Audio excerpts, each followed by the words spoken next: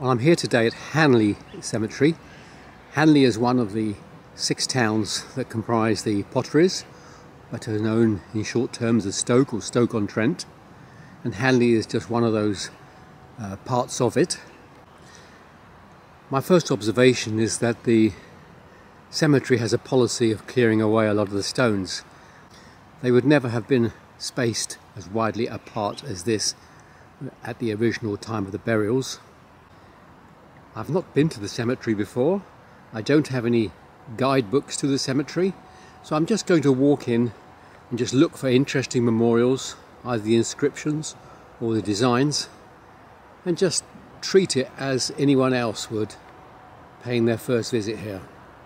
Immediately inside the gate is a war memorial to Dykes, Highland Light Infantry. Died 1918, aged 20.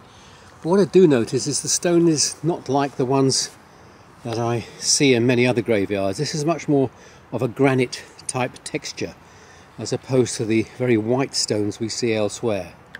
Short distance away, another one, W.R. Bruce, Labour Corps, formerly Durham Light Infantry, 1919, aged 31. But they stand in splendid isolation as everything around them has been cleared. A great shame. Quite elaborately carved, and a nice clear inscription to David Benison of 22 Hamilton Road, Birches Head, Hanley, 1914. Never quite sure why they give an exact address where they used to live, but they are, that's what they've done on this one. Another stone with this very clear script. This is Edward Thomas Barley, and again it gives an exact address, 4 Hassel Street, Hanley. And clearly it's the format in this graveyard to give the full address, not something you see in many graveyards. This one is John Betts of 13 Melville Street, Hanley. A sad one here, William, aged 4 years and 10 months, accidentally killed in 1926. There's a story there. And here again we've got a big open space with only a couple of war grave stones left standing. It looks odd. They've destroyed the character of the graveyard by removing all the other memorials. It looks like a field with 2 odd stones standing up. Very sad. I've moved further into the graveyard now, and here you see there are more stones, but there are unnatural spaces between them, where originally there would have been rows of memorials. There's definitely been a clearance policy in this graveyard, which has really killed a lot of the atmosphere. Now up here towards the chapel, there are bigger memorials. We'll be walking up there in a minute. These early graveyards, cemeteries, were divided into classes. Often there were 4 classes, and so the nobs, the business people, the landowners, would pay extra to be buried in the first class section. And that's what we're seeing up on the hill there, is the bigger graves, the bigger memorials. And I'm going to head up there hoping that there will be better inscriptions.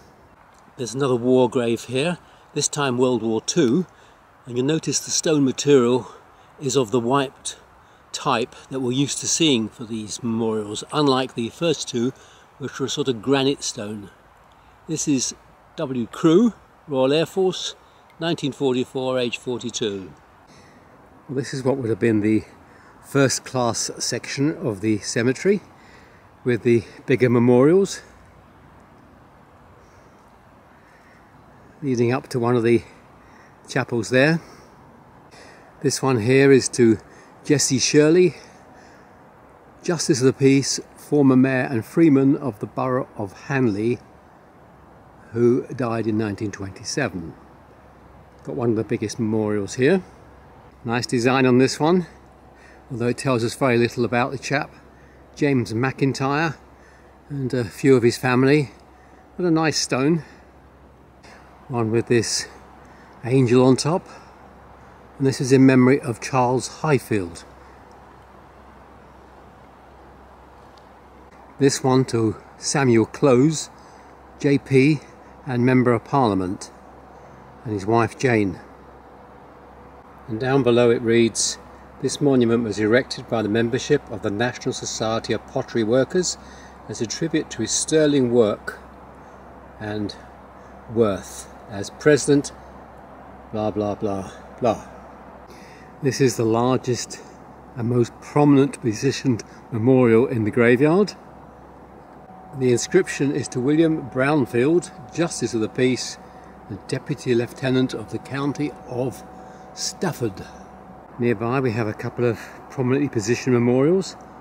This is Ernest Milton Warner in the one towards the back, and on the front here Edward Challoner, first town clerk of Hanley.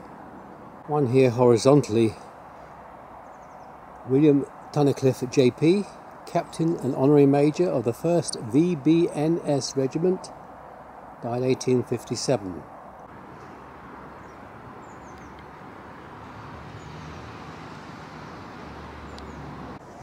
There's a tall one here with the metal railings round the bottom, and it is dedicated to Joseph George, the second son of Joseph George Bullock of the Marquis of Granby Inn in Hanley. So an innkeeper, a publican. One here to Samuel Robert Linging, associate member of the Institute of Civil Engineers, and he was engineer of the British Gas Light Company. This one here I've chosen because of its ornate design and very clear inscription. Is Christopher, the son of Christopher and Elizabeth Stubbs of Bucknell Road, Hanley, who died in 1864, just 3 years and 9 months old. But it's a very nicely preserved stone, very elaborately carved when it was made. Amongst all these bigger stones we've got a war memorial here. H. Burkitt, New Zealand Reinforcement, 9th November 1918, aged 33. One here where the upper inscription is to somebody Hancock, MRCS, doctor, died at Liverpool. But beneath that we've got Albert William Batchelor of Bath, who was lost on HMS ship Eurydice off the Isle of Wight. One here to George Rogers, late master of the Shelton National School. Here's William James, late market inspector of Hanley, died 1900. Here's a slab tomb with a beautifully preserved memorial on it. Jane Alice, the devoted and beloved wife of Thomas Henstock, who died aged 63 in 1896. Nicely shaped tomb there, beautifully carved. Although when I walk around the other side of it, it appears they've escaped.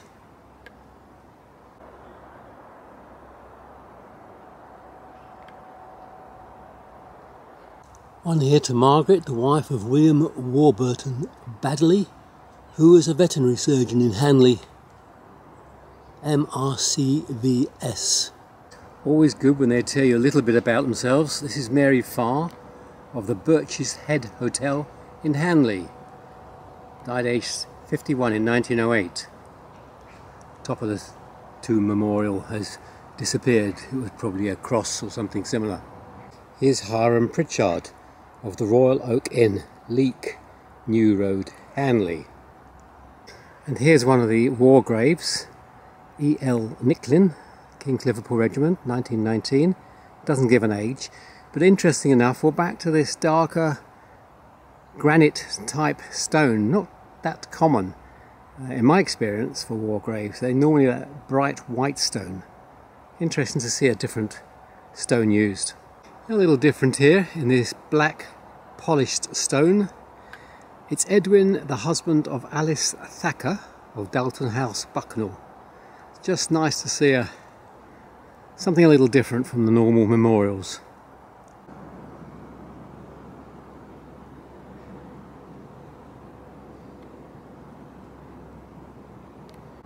Some elaborate carving on this stone.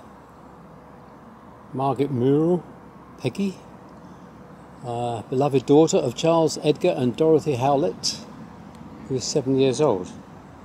Quite nice to see that carving there. Here's one with more elaborate carving.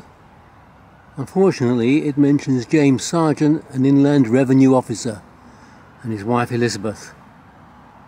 I guess somebody has to do that work. I always enjoy the less common surnames. This is Annie Winkle and Henry Winkle. This is a very unusual one. The whole thing is done in iron or cast iron. The inscriptions are plates that have been put on afterwards, held by screws. Richard Hawley of Broad Street, Hanley, and then you've got Maria Hawley underneath. But the whole thing is coloured nicely as the iron rusts. Well, I'm going to leave it there. The cemetery has been rather underwhelming. I had hoped to find people involved in the pottery trade. Hanley, after all, was one of the towns that was very much in the pottery business, but so far I've seen no mention of them. A lot of stones have been removed by the authorities, making it look more like a meadow with the occasional memorial. Here, for example, we've got a lot of stones pushed over. It's possible it's vandalism, but I suspect it's the Health and Safety Brigade. If they think it wobbles, they push it over. And it just destroys the churchyard. Anyway, that is Hanley, Stoke-on-Trent Cemetery. Till the next time.